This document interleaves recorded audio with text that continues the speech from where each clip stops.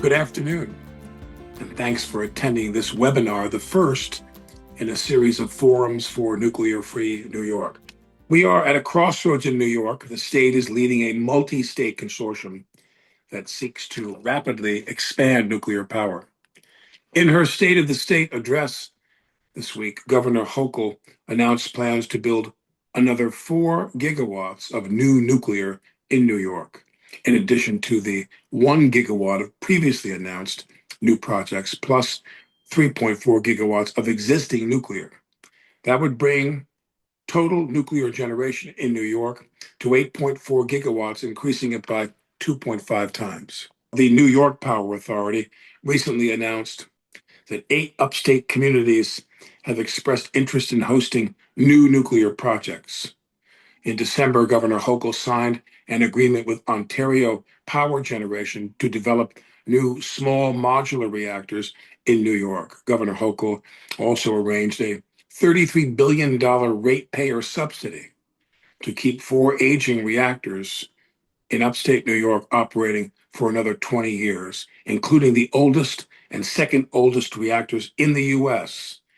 Indian Point's reactors in downstate New York have been shut down, but Holtec International, the current owner, has proposed installing and operating small modular reactors on the site to power a data center and/or to restart Indian Point's shuttered reactors.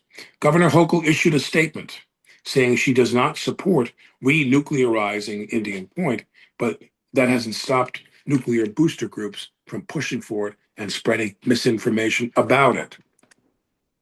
So proposed rapid nuclear expansion is a clear and present danger in New York and other states.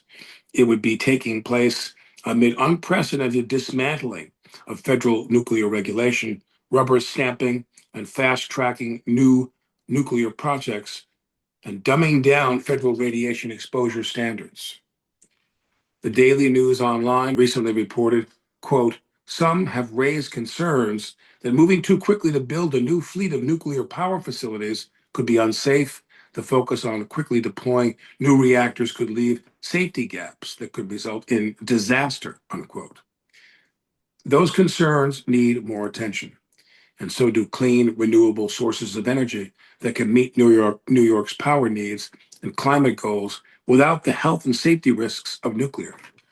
Mark Z. Jacobson, our first presenter, is a leading authority on this. He is professor of civil and environmental engineering at Stanford University, focusing on climate change and clean energy solutions. And he directs Stanford's atmosphere/energy program. He has published 190 peer-reviewed journal articles and 7 books, most recently, Still No Miracles Needed: How Today's Technology Can Save Our Climate and Clean Air, a new updated edition of which is coming out next week.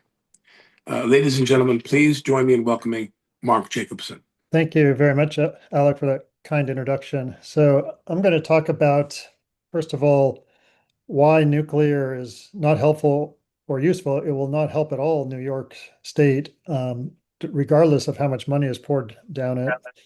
It will also increase risk of in terms of several problems, and increase air pollution compared with alternatives. Also, it is obsolete already, and it's not needed because there are alternatives. There's a direct alternative that does the exact same thing as nuclear, takes less land, and can be put up quicker, is less expensive, does not have the risks and dangers associated with it, and that's enhanced geothermal. In addition to the fact that other clean renewable energy, wind, solar, and batteries together, for example, are already dominating markets around the world and they're providing 100% clean renewable energy in 12 countries, electricity in 12 countries. And China, the biggest emitter and user of energy in the world, is growing this clean renewable energy at a pace 100 times greater than that of nuclear. And if they continue growing the renewable energy at the same pace, will be 100% renewables across all energy sectors by the year 2051. The US, because it is putting money into the useless technology such as nuclear, but also carbon capture, direct air capture, blue hydrogen, etc., will not be 100% clean renewable energy, cannot be there until 100 years after China. So there's just no reason whatsoever we would want to go forward with nuclear. But let's just start quickly with what are the main problems? Okay, regardless of what you think of the health and dangers, health problems and danger problems of nuclear, you just can't build it. Worldwide, there's never been a nuclear reactor of any kind built in less from planning to operation in less than 10 years in history. And today that number is 12 years. No nuclear plant today can go up, even in China, where it's being built the fastest, in less than 12 years from planning to operation. So that includes not only the construction time, but the permitting, the siting, and the financing, etc. But in North America and Europe, that time is 17 to 23 years. In the last 30 years, we've only built two nuclear reactors from scratch in the United States, both at the Vogtle plants 3 and 4 in Georgia. And those took 17 and 18 years, respectively, from planning to operation. And in other plants in Europe, up to 23 years.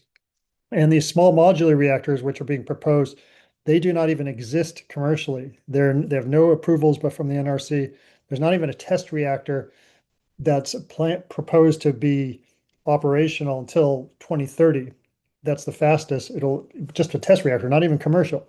So there's no reason to even think that those will take less than worldwide 12 years still today, and more likely 15 to 20 years from planning to operation. They suffer the same problems as large reactors. So even if we want to move to nuclear, we just can't because it's complicated. It's not because of regulations and it's because of safety. It's because of making sure designs actually work. People are proposing all these new designs and they're so complicated, little things can go wrong and that can cause disasters. So this is why world has relied on existing technologies for promoting nuclear, and even those take long to put up. So no matter what, the first problem is it just takes too long from plan to operation, completely useless as a result, as a climate solution, as an energy solution, or any other type of solution. The cost is the second thing. The Vogtle reactors in Georgia, they cost $35 billion for 2.2 gigawatts. That's close to $16 a watt. New solar and wind is $1 a watt. But when you look at the capacity factors of each, the amount of energy produced over the year from each, it's about 3 to 8 times more expensive for the new nuclear. New solar and wind takes 1 to 3 years from planning to operation versus 12 to 23 years for new nuclear. So you're basically waiting around 15 more years to put something up that costs 3 to 8 times more. I mean, who would do that if you're actually thinking rationally about it? It's just nonsensical to even start.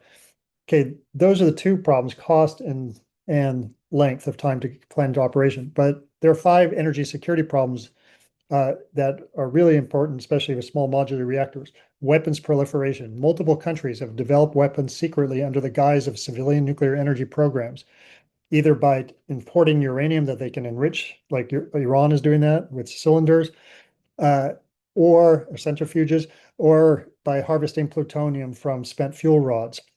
And so this is done by multiple countries. If you have these small modular reactors, right now there are 30 countries in the world with nuclear electricity. Uh, that would go up with small modular reactors because they can be shipped around the world. This will encourage more countries to develop weapons secretly, increasing energy insecurity worldwide. Meltdown risk. 1.5% of all nuclear reactors ever built have melted down to some degree. Some very severe, like Fukushima and Chernobyl, and others like 3 Mile Island, less severe, and also in France. But these are risks. There's no guarantee that will happen, but there is always a risk that this will happen. Waste, you have to store radioactive waste for a couple 100,000 years. And this takes energy. The US spends $500 million a year just storing current waste, and they have to do this for 200,000 years. So it's a waste of money, and you have to just keep doing it. And you have to, right now, there's no actual repository. So the waste is stored at individual reactor sites. And so you have to keep the lights on there, spend energy and money to store that waste. And there's always a risk of it becoming loose, getting into the water or getting into the air. There's underground uranium lung cancer risk from underground uranium mining. There's radon leaks, and radon is a gas that decays into polonium that's breathed in by miners. And so there's a huge increase of risk of lung cancer from radon from uranium mining that you don't have that with clean renewable energy because you're not continuously mining fuels. And then carbon dioxide. People think that nuclear is carbon free. It's not close to carbon free. It's 9 to 37 times the carbon equivalent emissions as wind per unit energy. Half of that is due to the fact that it takes so long to put up a nuclear reactor. While you're waiting around, you have emissions from the background grid that are polluting our air. And the rest is due to the fact that you have to continuously mine and refine uranium. And that's an energy intensive process, and also building the reactors. For example, when the Vogtle reactors were built in Georgia, during that, well, there was a 17 years from plan to operation, but the construction time was like 8 to 10 years. During that time, there was enough cement laid to lay a sidewalk from Miami to Seattle. All those emissions went into the air before a single kilowatt hour of electricity was generated. So nuclear starts in a deficit of putting carbon into the air. It's not clean. And then it continues that. And there's not only from the uranium mining and refining, but also there's water vapor emissions. Water is a greenhouse gas, although it's mostly natural. There's human water vapor emissions that contribute to global warming. And there's direct heat emissions that heat from the reactors themselves contribute to warming. So for those 5 reasons, the security reasons, it's not useful. For the length of time and cost reasons, it's completely useless in terms of going forward. But we don't need nuclear. There are other technologies. A new technologies that directly replaces nuclear and is much better is enhanced geothermal.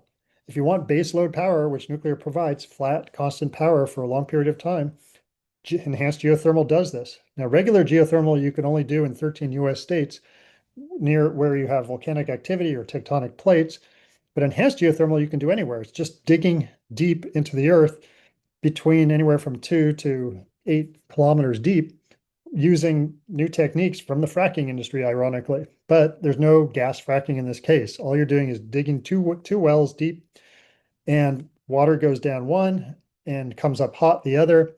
That hot water then heats a fluid, usually an organic fluid, that then produces steam that runs a steam turbine to generate electricity. There's no emissions whatsoever from enhanced geothermal. There's no continuous mining of fuels with enhanced geothermal. It takes less land than nuclear. You can put it up in 3 years. It's already commercial. There's building a plant in Utah. They're going to deliver by 2028 electricity to Southern California. The cost will be less than nuclear, so you can put it up faster. The cost will be less. There's no meltdown risk. There's no radioactive waste issues. There's no weapons proliferation risk. There's zero CO2 emissions past the building of the plant. And there's no underground uranium mining lung cancer risk. So enhanced geothermal obviates the need for nuclear. Why would you do it? Why would you use nuclear when you can do enhanced geothermal? It makes no sense at all. And you can run data centers on enhanced geothermal too, or you can connect it to the grid and produce electricity. Meanwhile, wind and solar and regular geothermal and hydroelectric are doing the job in most of the world. California right now, last year, 237 days during the year, California was met over 100% of its demand with just wind, water, solar. That's wind, solar, geothermal, and hydroelectric power, and for part of the day.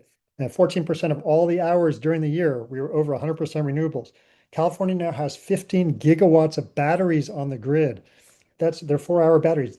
The average power demand on the grid is 24 gigawatts. So we're meeting about 68% of our average power demand for 4 hours a day.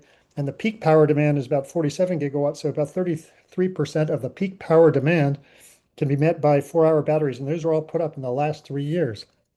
So we've grown so much solar primarily, but we also have wind, geothermal, and hydro. Mixing those together, and New York has lots of hydro, lots of potential for solar, lots of potential for wind, both onshore and offshore. Not so much regular geothermal, but it does have enhanced geothermal potential. And so by combining wind, water, solar, and storage, you can match power demand continuously. And in fact, there are 12 states that meet 50 to 120% of their demand over the last year with just wind, water, solar. South Dakota met 120% of its demand with just wind, water, solar over the last year. 11 of those 12 states, the price of electricity was 2 to 5 cents per kilowatt hour below the US average. So it's cheaper to use clean renewable energy. Nuclear is just driving costs up. everywhere you put it up, it's really expensive and it's just going to increase costs. Anyway, I'll stop there and take any questions. Thank you. The first question is from a journalist at BAI who says, please address the user side of reducing electricity demand in the first place through being more efficient. Isn't it cheaper, faster, and more job intensive than new supplies such as renewables? Yeah, that's actually a good point. So interestingly, California, the average person in California, which is the largest state in the US and the fourth largest economy in the world, uses only 40% of the electricity per person as the average person in Texas. So in other words, person in Texas uses 2.5 times the electricity per person as California. And this is because in the 1970s, California instituted building energy efficiency standards, appliance standards, and so requiring insulation of homes, more efficient appliances, more efficient vehicles, and also it just all walks, all technologies have to be more efficient to reduce energy use. New York is pretty far along as well in terms of its energy efficiency, but there's just a lot more that can be done, especially across the U.S. The next question we have for Mark is from the audience, from an audience member. Please verify that nuclear power is still, quote, the most expensive way to boil a pot of water, unquote. That Yes, the that okay, okay, go ahead and answer that question. This is a three-part question. okay. Yes, that's true. As mentioned, it's $16 a watt now, and some places it could be $8, $9, $10 a watt. Other places it's $20 a watt, but that averages out to around 3 to 8 times the cost per unit electricity generated versus new wind or solar. It's more expensive than geothermal. It's more expensive than hydro. It's more expensive than even fossil fuels right now. It is, yeah, it's the most expensive. And on top of that, it's getting huge subsidies now in the United States for the US is giving states subsidies to keep reactors open. Three upstate New York reactors, they've been subsidized since 2016. They started from 2016 to 2028, $7.5 billion of subsidies were provided just to keep those reactors open. Whereas you Also, could, could you yeah, go ahead, go sorry. ahead. Whereas you could what? Whereas you could replace, you could have just taken that subsidy money and just bought wind and solar and replaced the reactors entirely and the wind and solar now last 30 years before you have to Also upgrade. verify that the insurance industry will not insure nuclear plants, and for good reason, that even new style plants still generate radioactive materials that are difficult to contain long term, and that new plants take a long time to bring online. I'm not quite understand the connection there, but to talk about the insurance industry and the is Price Anderson still in place? Yeah, so the insurance, it still costs a lot to insure, and a lot of current insurance companies won't insure nuclear reactors, so on their privately, so the government has to step in to insure reactors, which is another subsidy. So yeah, this is a overall problem that it's not going away, and it's like the nuclear industry is promising, always makes promises. They've been doing this for 60, 70 years, making promises, never delivering, and as a result, everybody's paying more, and one of these subsidies that people are paying for is for these to be insured through public entities because private insurers won't do it. What about China building its small modular nuclear reactors? Has that been successful?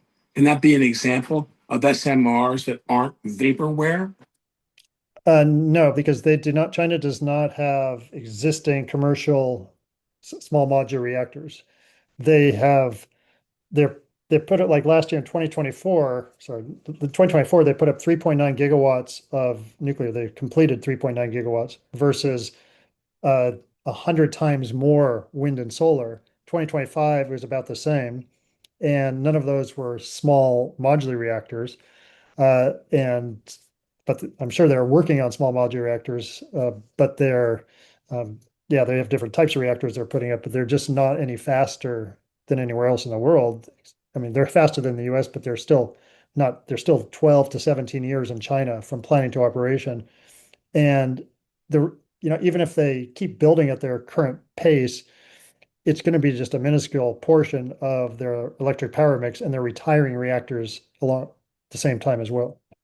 So this next question, which is, will enhanced geothermal and renewables provide will enhanced uh, uh, uh, uh, will enhanced geothermal and renewables provide enough energy for new AI data centers? And I want to add something to that, which is, of course, we do hear from time to time about the link between data centers and nuclear power. They want to have a nuclear reactor of whatever capacity to provide the power for them. What do you think about that? Can geothermal and other renewables Yeah, produce yeah. that power? Enhanced geothermal and renewables can do it. However, there's actually a better way. Okay, so here's an interesting factoid. California in the last year, 2025, its electricity demand went down 1.9% versus 2024 on the main grid, the CAISO grid. And despite the fact that California has the third most data centers in the US and by far, by a factor of five, the most electric vehicles added to the grid. The reason is because California has been building rooftop solar at a very fast pace, and people use their own rooftop solar before they use grid electricity. So even though grid demand went up due to data centers and electric vehicles and also heat pumps, that was more than offset by the growth of rooftop solar. So that's actually another way to eliminate the growth of for due to data centers is by having data center owners pay residents to put solar on their roof to use that solar first before they use grid electricity. Having said that, yeah, enhanced geothermal, that alone can eliminate the whole need for nuclear for a data center. You can provide for 30, 40 years, you can use enhanced geothermal to provide constant power for your data center if you're off the grid. Now, if it's on the grid, you can also use enhanced geothermal, or you can use, or if it's off the grid, you can use a combination of wind, solar, and batteries to provide electricity, constant electricity for a data center. So there are multiple ways to do it. Nuclear is like the worst way to do it. And in fact, it won't happen. As I said, you can talk all you want about it. It'll never happen because you can't build them in any time reasonably. So another journalist question here is, Holtec recently won a district federal court case overturning the 2023 New York state law banning the dumping of I think it's 1 million gallons of nuclear waste in the Hudson. We got 450,000 New Yorkers to sign a petition supporting that law. Holtec also has the contracts to decommission Indian Point and has its own SMR designs, a clear conflict of interest. This is an urgent fight. How can we stop Holtec now? Another petition drive? Investigate Holtec's many conflicts? File an amicus brief in the court in the case? Well, I'm sure there are a lot of legal avenues and political avenues, but I think information is very key. I mean, first, I think going to the governor and informing the governor that, first of all, there's an easy alternative, enhanced geothermal, that exactly replaces nuclear, does the exact same thing, but does not have any of the problems associated with nuclear. And also, again, there's wind, solar, and batteries, which I'm sure she must have considered at some point, but New York has the ability to provide 100% of its power for everything with just clean renewable energy and storage, as many people have shown, including us in energy plans for the state of New York. So there are alternatives. I think this is the key, is to provide the alternatives. But legally, yeah, I don't know what the best strategy legally is to stop it. But I do know information is key in and just dispelling this myth that you need nuclear. It's just not needed, and it won't even happen because of the vaporware fact that these reactors are vaporware, that you can't build them. Well, the small ones don't even exist, and you can't build the large ones or the small ones, even if they did exist, in any reasonable time. From a journalist at Bloomberg Law, Energy and Environment, I'm curious what any of the speakers think of the motives here. If the country/states don't really need nuclear for energy generation to meet electricity demand, why would politicians across the aisle be pushing it? The narrative seems to be generally that we need everything, we need it all to hit goals, etc. Yeah, actually, this is easy because two reasons. One is that there are so many, the federal government has made nuclear subsidies available, actually in the last administration too, through the Inflation Reduction Act, that states, even in California, our governor took subsidies from the federal government to keep the Diablo Canyon nuclear plant open for several more years, it just because there were subsidies available. So this is encouraging these governors to do it, even though even with the subsidies, the subsidies, first of all, aren't enough, so they have to then charge ratepayers more for the additional subsidies that are needed to keep these plants open. The second reason is for well, since like the early 2000s, there's been a policy across both administrations of all what's called all of the above. Let's just try everything and hope something works. Whereas in reality, we need to focus on things that actually do work. And there are a lot of technologies that don't work. Not only nuclear does not work because you can't put it up and it has all these risks, but carbon capture, direct air capture, blue hydrogen, electrofuels, bioenergy, these are all technologies that are pushed as miracle technologies that we need to solve all these problems. But those other technologies don't work either. What does work is clean renewable energy, wind, solar, geothermal, hydroelectric, batteries, electric cars, electric heat pumps, electric induction cooktops, energy efficiency, reducing energy use, electrification of everything, providing the electricity from clean renewable sources, reducing energy use. It's simple. That's the solution. We got to keep our eye on the ball, focus. These other things are gimmicks, don't work. One more quick one, which is in geothermal, where does the water go? How much water is used, and where does it go in the process? The nice thing about enhanced geothermal, well, with the original geothermal back from early 1900s, they used these steam plants where hot water would come up and then you'd take the steam directly, run it through a turbine, and then 30% of the water would go to the air. But now we have what are called binary plants that they're closed loop, so no water is lost at all. The water goes in a circle. It just circulates. It goes down cold, comes up hot, then gets sent back down cold, comes back down hot. Its heat when it's at the top is then exchanged with an organic fluid. The organic fluid is then evaporates and then runs a turbine, and that's in a closed loop too. So there's just a finite amount of water that's used, and it's in a closed loop. Well, Mark, thank you so much for all this information you've given us. We know you got to go a little bit early, but many thanks from all of us to Mark Jacobson. So thank you, Mark. Yeah, thank you, Alec, and thank you, everybody. Appreciate it. See you down the line. Our next speaker, an expert researcher on the health effects of nuclear power, is Joe Mangano. Joe is the executive director of the Radiation and Public Health Project. He has authored and co-authored 33 peer-reviewed medical journal articles and several books on radiation health, including Radioactive Baby Teeth, The Cancer Link. Please welcome Joe Mangano. Thanks, Alec. I'm going to start with the fact that the efforts to expand nuclear power have been marked by certain claims. The one I'm going to focus on is the claim that nuclear power is clean, or specifically emission-free or zero emission. You'll see these terms quite often. This is these are very misleading statements and really contradictory to what nuclear power is. In a nuclear power reactor, the way to produce electricity is to take uranium-235 atoms and split them, no differently than they are split in an atomic bomb explosion. And this produces over 100 radioactive chemicals, not found in nature, but only when this fission process occurs. They are tiny metal particles or gases. They are considered waste products. There's no practical use for them. And they have to be stored whenever possible, which is another issue with nuclear power. Each plant has huge amounts of radioactivity in storage, but some of it must be released into the air and into the water. These chemicals are, once they're in the environment, enter bodies either by breathing or by food or by water. And since each is radioactive, each is a risk for cancer, birth defects, and other health problems.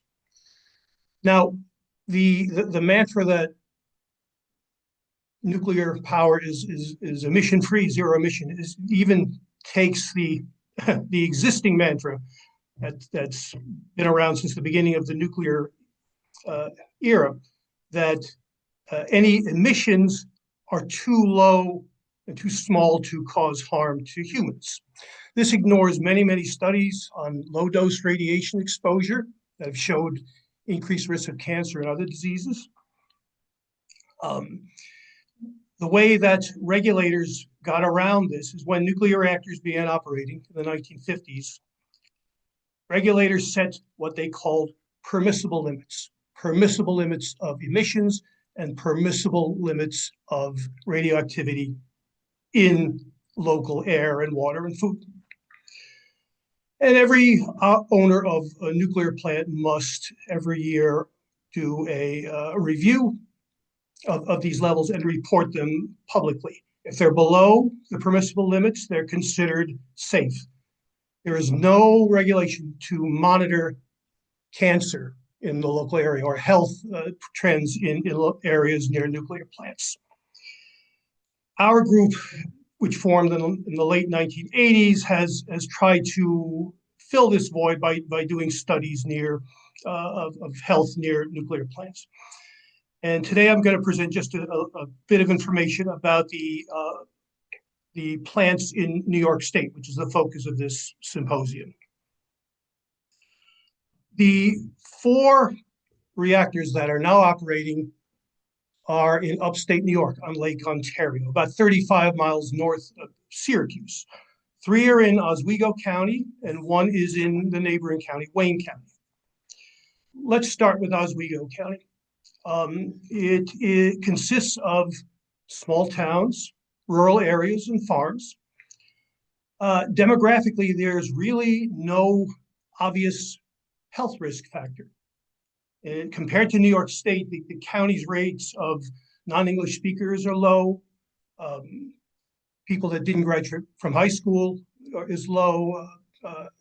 Percent that lack any health insurance, the percent unemployed, and the percent that live under poverty are all low. So at first glance, there is no obvious expectation that this is going to be a high-risk area. The population of the county is about 118,000. This is a time trend looking at the percentage that the Oswego County cancer death rate is either above or below the New York rate. Okay, and it goes by 5-year periods. Now, if you look at the bar on the left-hand side, you'll see it is pointing downward. This is the period from 1968 to 1973, just before and just after the reactors began operating, which we wouldn't expect any effect on cancer. But as you see, as time goes on, we move to the right. Within 10 years, the county cancer death rate began to exceed the U.S., and the gap has grown since. And the largest gap is the most recent period, 2019 to 2023, where the county death rate is 32% above the state, as opposed to 10% below before it started. I purposely left out data for 24 and 25. This is all CDC data. 24 and 25 is preliminary, although the preliminary data is typically very close to the final data. That bar is going to be higher. The number of cancer deaths in those 2 years already reported is well past the previous 5 years. So I would expect that it's going to be 40% above the state, and with no end to this increase in sight. The same pattern occurred for both males and females and for all ages. Now, if you want to put this into human terms, let's pretend that the first bar in the earliest year, the 10% below the US, continued all the way over the next 50 years, right? How many fewer people would have died from cancer? Well, 12,000 cancer deaths occurred among county residents during those 50 years. About 3,000 fewer would have died from cancer. That is our excess, 3,000 out of 12,000. Wayne County, which I mentioned, was the site of the other reactor, which is right next door to Oswego. I don't have a graph for it here, but it looks pretty much the same. The increase isn't quite as sharp. And the excess over 50 years is another 2,000 cancer deaths. Okay, if you go to the next slide, please. Here's another, nope, too far. There you go. Here's another graph, the same thing. It's the Oswego County versus New York State's death rate, not for cancers, but for all causes total, because radiation can harm really many different organs in the body. And you'll see that there has been an increase, maybe not quite as sharp as for cancers. The total excess, again, if the 1968 to 73 rate had continued, ratio had continued, is 4,200. So 4,200 excess deaths in the last half century, 3,000 of which are cancer. All right, that is a very quick look at what happens when a nuclear reactor operates. Our group has done studies looking at just the opposite. What happens to local health when a nuclear plant closes? Years ago, we did 2 studies. We looked at 8 different nuclear plants, the areas nearest the plants that had shut down. And immediately after shutdown, there were large declines in infant mortality. This is the rate of children dying before their first birthday. This would support the idea that the fetus and the infant are most susceptible to a dose of radiation, much more so than children and certainly adults. That they would also be most likely to benefit if this radiation was removed. Since 2013, 13 reactors around the country have closed, including 2 at the Indian Point plant. Indian Point is located in northwest Westchester County. It actually sits at the crosshairs of 4 counties. The vast majority of residents in these 4 counties live within 20 or 25 miles of the plant. This includes Westchester, Rockland, Orange, and Putnam counties. These are the northern suburbs of New York City. The total population is just under 2 million people. And much like Oswego County, it has the same demographic rate as situation in that they are not high-risk counties, low unemployment, low numbers of people without health insurance, low poverty levels, low percent of non-high school graduates and non-English speakers. The 2 plants closed the 2 reactors closed early in 2020 and 21. So what I did, and you could go to the next slide, is take a look what happened to infant health in these 4 counties compared to the rest of New York State for the 5-year period that had where the reactors operated all the time, 2015 to 2019 versus 2020 to 24, where they quickly shut down and stayed closed. Okay, you probably can't read I'm sorry, the numbers and the letters are quite small here. I'll try to explain them one at a time. These look at 4 different measures of infant health. The blue bars represent what happened, what was the change in rate near Indian Point, and the brown bars represent what the change in the rest of New York State. Look at the 2 on the left. That's infant mortality, deaths under 1 year old. The near Indian Point, the rate dropped about 11% as opposed to the rest of the state, about 7%. Okay, we move to the next set of bars. This is birth defects. The CDC website contains information on 12 common birth defects.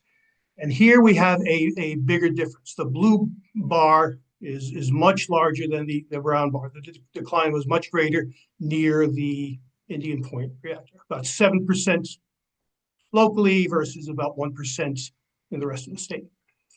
The third set of bars looks at the change in rates of very low weight births. These are babies born under 3.3 pounds. A normal weight is considered anything over 5.5 pounds. And here the gap is quite big. It went down 12.5% near Indian Point and only 3.3% in the rest of the state.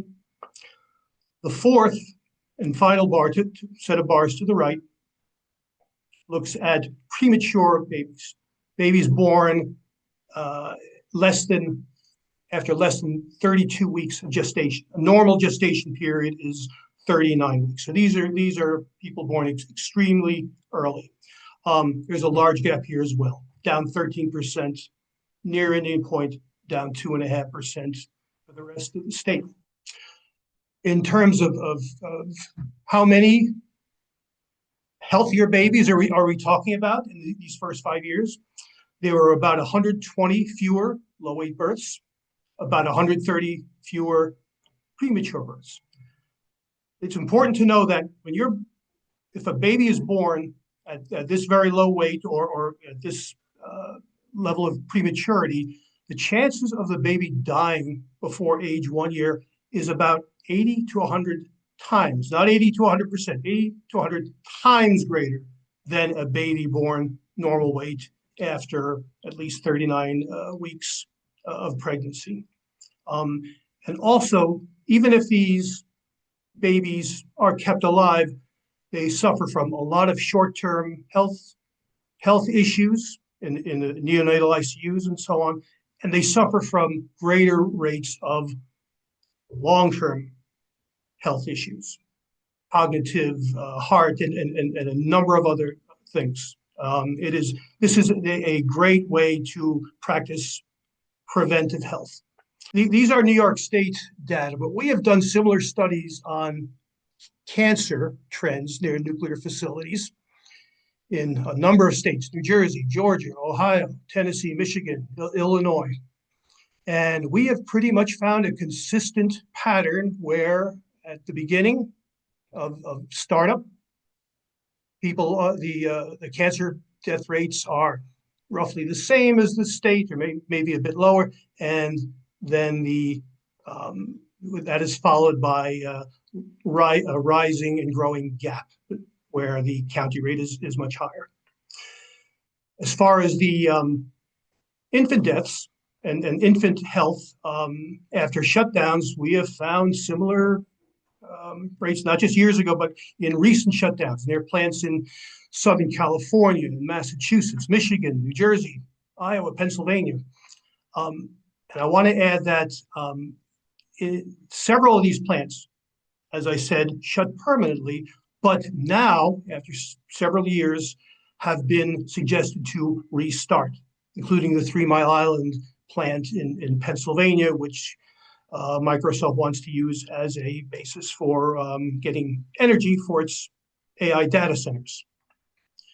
I'll close here by mentioning that our group is now working with a group of Harvard University School of Public Health researchers on a study of infant mortality after shutdown. We are writing a journal article and plan to submit it early this year. And at the mention of Harvard, I'll close by saying just recently, just last month, this same group of researchers from the Harvard School of Public Health put out a study showing that in the state of Massachusetts, for a recent 19-year period, there were more than 20,000 excess cancer cases among people living near nuclear plants. They defined it as within 19 miles of a nuclear plant. At the bottom of this article, that's easily available online. At the bottom of the article, it mentions another article that they're going to be presenting quite soon. It's been accepted. And this looks at the excess cancer deaths in the United States as a whole, near all nuclear plants for this 19-year period. And from the few numbers they gave in the December article, there is a significant increase. So I imagine the excesses are going to be well above 20,000. I'm going to stop here. Thank you for your time, and I'll be more than glad to answer any questions. Number one, comment on the DOE's January 2026 decision to kill the as low as reasonably achievable radiation safety standard. What is the importance of the ALARA? And number two, comment on new study of excess cancer deaths in 2000 to 2018, Massachusetts adults over 45 showing 20,000 excess deaths associated with living within 5 to 30 kilometers of nuclear power plants. This is from the Harvard Environmental Health Journal of December 2025. What do you make of that? Yes, I'll do the second one quickly because I just mentioned it. If you go on Google and look enter the keywords Harvard cancer study in nuclear plants, you'll find it, and you'll find the complete article.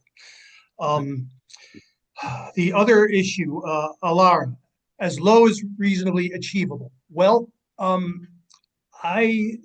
this has been a concept that the nuclear industry has abided by since the reactors began operating in the 1950s.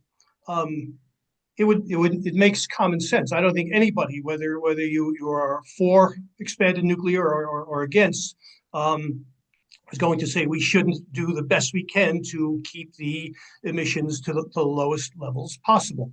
And I'm not quite sure how that's going to change things. All I know is that if we continue to run these old plants and build new ones, the numbers you see that I have cited are only going to get larger. The next question for Joe is from the audience. Says it's very difficult to isolate causes in epidemiological studies of this kind. How do you know the closing of the plant was the relevant factor? That's a very good question.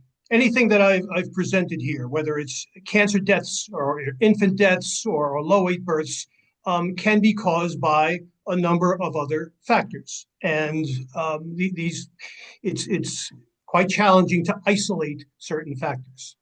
However, as I mentioned, there are no obvious apparent other explanations. When you close a nuclear plant and you see within the next couple of years that suddenly infant deaths are dropping at a large number, and low weight births and premature births, it's not because all the doctors, a bunch of good doctors came into the area, or because many people have health insurance or whatever. It's the same population basically.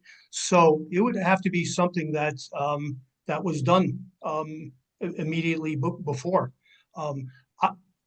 I and my colleagues welcome any study which takes a look at other factors, but until we know others, we have to, and we know that nuclear emissions are harmful and can cause cancer and birth defects and other diseases. We have to accept these as red flags and include them in the discussion of the nuclear's future.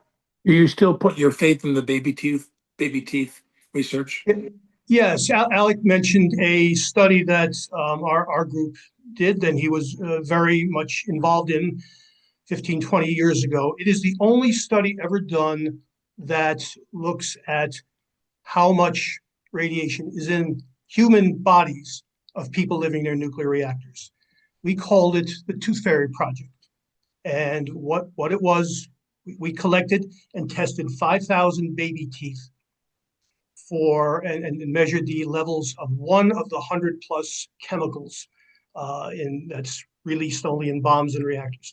That's strontium-90. And we found that near nuclear plants, the children in nuclear plants had the highest levels. And we found that over time, the levels were getting higher and higher.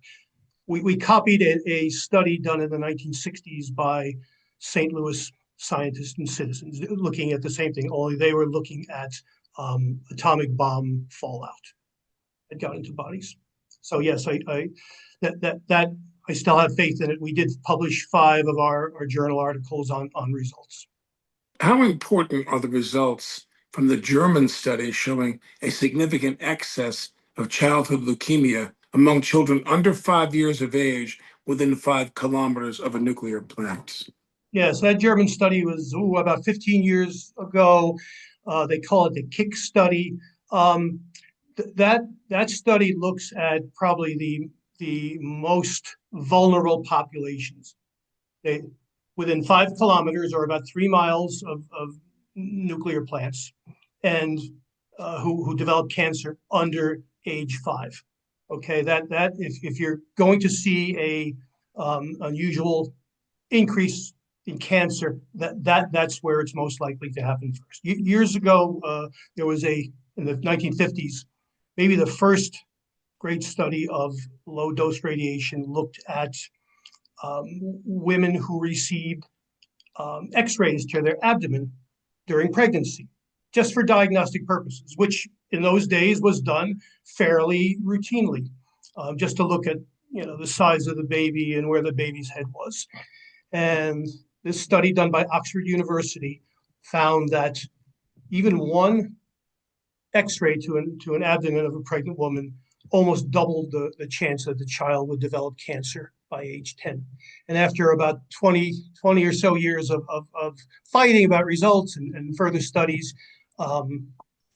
pelvic X-rays to pregnant women are now not done. Ultrasound is done, which has no radiation in it. So yes, I think the German study, childhood cancer is rare. That's the only problem with getting enough cancers to make it significant, but their results were significant. Cancers can be caused by various things, including radiation. My experience is that those caused by radiation are able to be determined as such.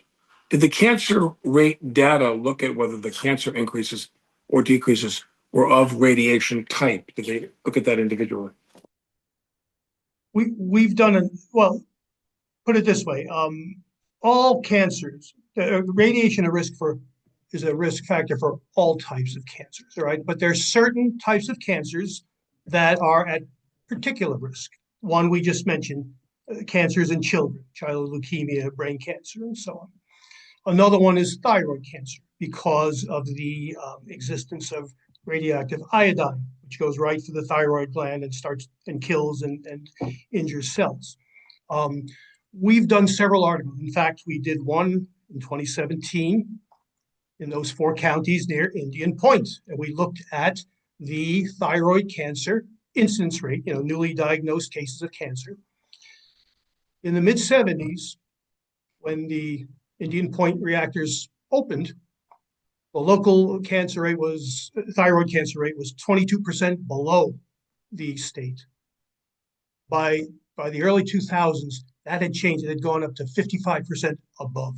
It was thyroid cancer rates were rising everywhere, but a huge increase in near Indian Point. So yes, those are things that we've tried to include in our studies as well. Joe, I want to stroll down yesteryear with you. We had the father and the son, New Jersey legislators, who were going to get us the discretionary funds per our advice from Linda Gillick and the whole situation down there in New Jersey and the autism cluster there. So we needed the money. That was the lesson of the Woburn case at Schlichtman, and we needed money. And we got this father and son duo in the state Senate and state equivalent of the House, and we got the discretionary funds from them, and that the governor almost never vetoed those discretionary funds, almost never. And Christy Todd Whitman, the former head of the EPA, vetoed those funds and would not let them have the money to go ahead and prove that the ambient radiation factors in the Toms River situation. Just my mind boggles by how many supporters these people have in and out of the government. But we're going to move on now. The reason she gave was it should be a federal matter. Was her reason. Right. Thank you, Joe. And thank you, Mark Jacobson. And thanks to all of you for participating. This was the first in a series of forums for Nuclear Free New York, whose co-sponsors include Alliance for Nuclear Free New York, Grassroots Environmental Education, National Radioactive Waste Coalition, and Sierra Club Nuclear Free Team. Our thanks to them and all who made this program possible. Some upcoming forums include February 13th, which is a Friday, Susan Shapiro on why nuclear power is not a climate solution, neither low carbon nor emissions free, with Marvin Resnikoff, moderated by Lance Gould of the Brooklyn Story Lab. And in the last week of February, debunking new nuclear hopium. I love that word now, hopium, with Dr. Gordon Edwards discussing small modular reactors, so-called advanced nuclear reactor technologies, and fusion. There will be more forums in March and April covering such topic as zombie nukes. And then, does someone want to tell us really quickly, what's a zombie nuke? They're reactors that were permanently shut several years ago and now are being called back to life, such as 3 Mile Island in Pennsylvania. There's 3 of them now that are being discussed to restart. Now, of the ones that have been, of those ones that have been, that are zombies, did any of them receive any D&D money? Was that D&D process on its way? Was it moving forward? 3 Mile Island is a very long time ago. Now they obviously are in a different class because it was a meltdown. But or any of the zombie nukes people who took money in contracts for D&D, and I wonder what the status of the D&D is right now. Oh yes, the first reactor that may reopen is called Palisades. It's in Western Michigan near Kalamazoo. And they have received so far, I believe it's $1.8 billion in both federal and state funds, but mostly federal funds. Well, everyone, you have the that information there. We'll reach out to you with information on these upcoming forums, and you can check www.grassrootsinfo.org/forums for updated information. On behalf of everybody on the call here, Doug Wood, Steve Kent, Joe Mangano, everybody was on the call earlier, and our tech people, Grassroots Tech. Thank you so much for joining us, and we'll see you in February. Thank you.